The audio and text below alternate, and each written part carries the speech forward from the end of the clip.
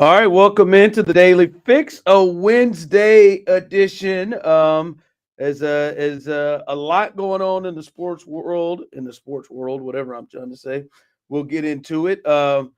As we always do, we appreciate however anyone's listening because we need you here. If you're listening to us on Twitter, if you're listening to us on YouTube, we appreciate you. Yes, that is me. But I went with the fresh cut, kind of slimmed down the sides there, Steve. If you missed that, I got to get fresh for the Daily Fix family. Is what I had to do. So it is a little. I'm in my fighting sexy. Nobody can really see it because of the way that room is lit. So It is lit. It is lit rough, but you can see out score seven, baby. I still got the blind working. That's all right though. That's all right though. But as I said, this is the Daily Fix with me, your host Ron Hughley. You see in that little box, old young Steve Serta in the building, where he rightfully belongs. And as I said, man, we appreciate you taking us in. However you are, please share on Twitter and help us out. What I do need you to do is head to our YouTube channel at Foolish Club Media. Please, at Foolish Club Media, head to our YouTube channel and like and subscribe. Please like and subscribe. Remember, if you do not do so, you are preventing my 3 children from eating. Not gonna hold you long. There is a savior in a sport that needs a savior, and he's the perfect type of savior for you to care. We'll discuss that. And yeah, man, we got to get out in front of this. This has to be tough for Serta because this is one of Serta's guys. But his ass got lit up. I mean, he got lit the hell up, and we'll see if that's a nerve or just a one off.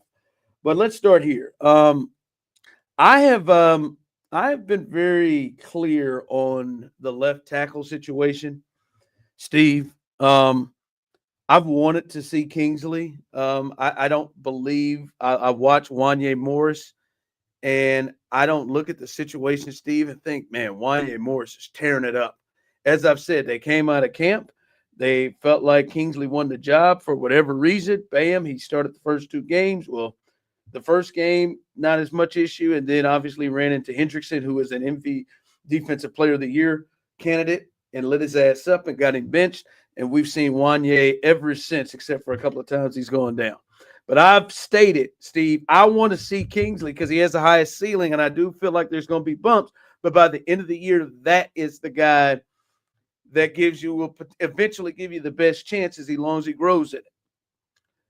Then Wanye came out with that knee. And I don't wish anybody any kind of injuries at all. But I did say, all right, we're going to get a chance to see it. And Steve, I have to take back everything that I've said about Kingsley at this point.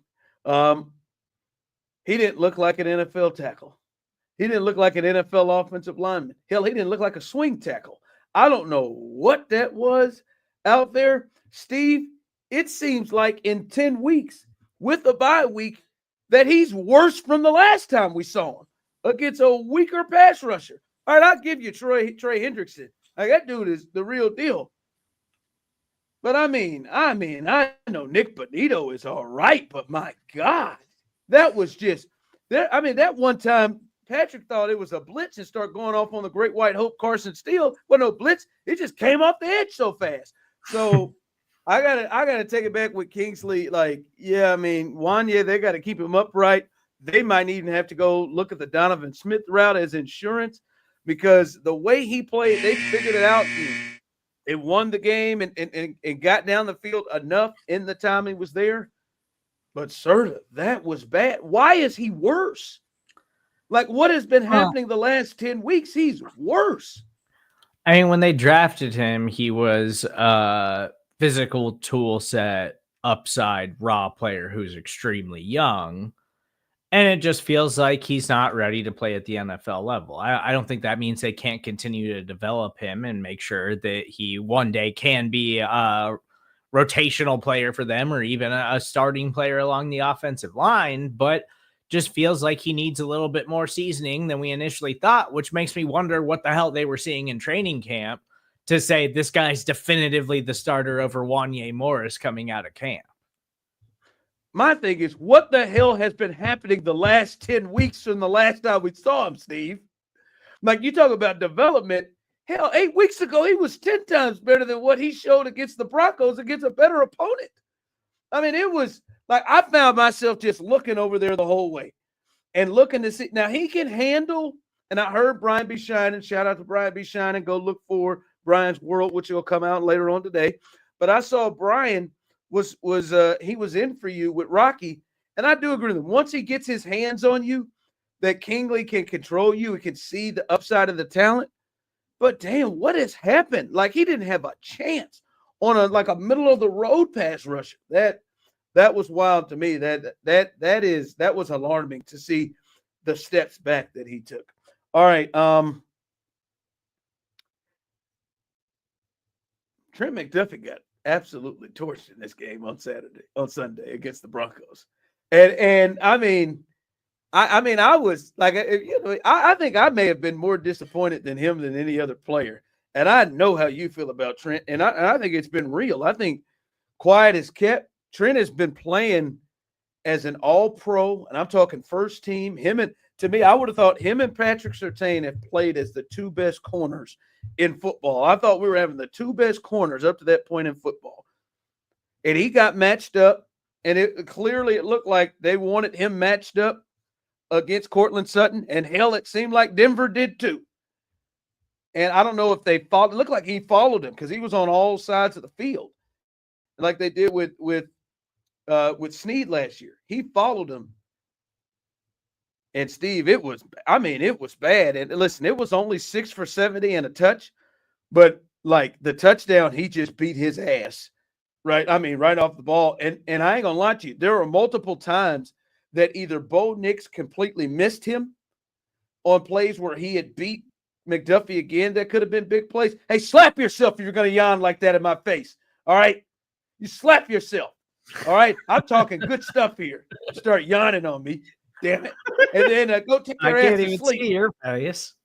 Yes, you can. Hey, you can see this? Everybody can see your ass.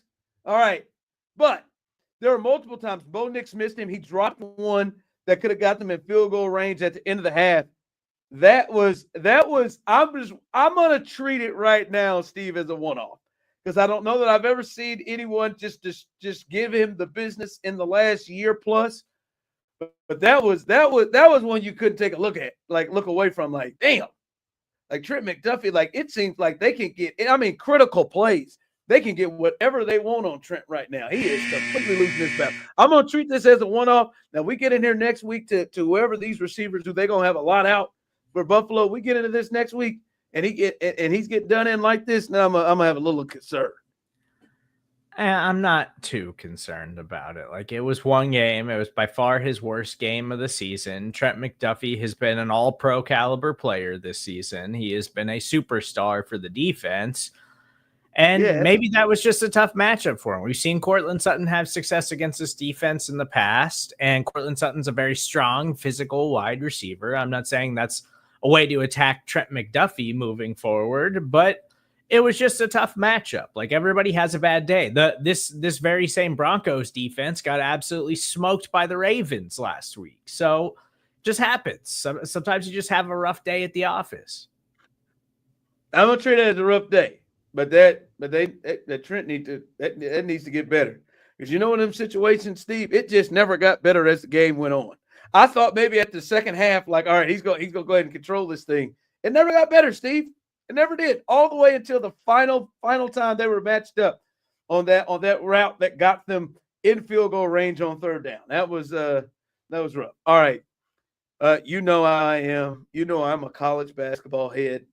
I'm going to watch them all night. I watched both of those games last night. Shout out to my Jayhawks who got that dub over Michigan State. They're 2-0 or 3-0. Last two games against Michigan State, North Carolina. But Serta, this kid here, this Cooper Flagg fella, this 6'9", 205-pound white savior that Duke has now, he is going to save potentially. Oh, you will. He is going to save college basketball. You've never heard of Cooper Flagg. Are you kidding me? Are you serious, sir? You've never heard of Cooper Flagg? To college basketball. don't have time for that. You're right an now. idiot. First off, you're an idiot. Cooper Flagg, who was playing with Team USA and was lighting up Anthony Davis and the like. He almost dunked on Anthony Davis, and they really loved the kid. He was holding his own against I'm talking the LeBrons and all of them. This is the most excitement that a player has come in since Zion Williamson when he went to Duke. He is the type of guy, and Lord knows we watched a lot of things here of late that hey, having that white guy at Duke that a lot of people like is going to bring an audience. We saw the Caitlin Clark kind of situation, and maybe at a lower level because they won't reach Caitlin. That college basketball can at least make their sport have some interest outside of it's Selection Sunday and we got brackets. Because I mean that seems to be the only day that college football or college basketball has some sort of interest level from non-hardcore fans. And I'm telling you, you get this kid, he is going to be a guy that a lot of people in the country are going to want to cheer for, and a lot of people are going to want to hate because he goes to Duke, and he could be that next guy at Duke with the punchable face. I'm telling you right now, Cooper Flagg is just the right thing that college basketball needed. He was on ESPN. I bet you those ratings were up yesterday as they played Kentucky. I can't wait for it. Good for this, baby. Save us. Come on in and save us, baby. Hasn't Duke's been down, right, since Coach K retired? Like they haven't been that good. No, I don't think down. No, they haven't been down. They've been fine. They've been fine, and they've got a great team with Cooper Flagg. Well, but I used to follow college basketball, but I just don't really anymore. But I do agree with the narrative that Duke having one of the best players in the country and it being a white guy is good for Duke and college basketball. I'm telling you, man, we saw that election. We might have some people roll out now to slide into this college basketball thing. Let me pull up and check out this Cooper Flagg that's going to beat all these other guys. Let me do it. I'm Courtney.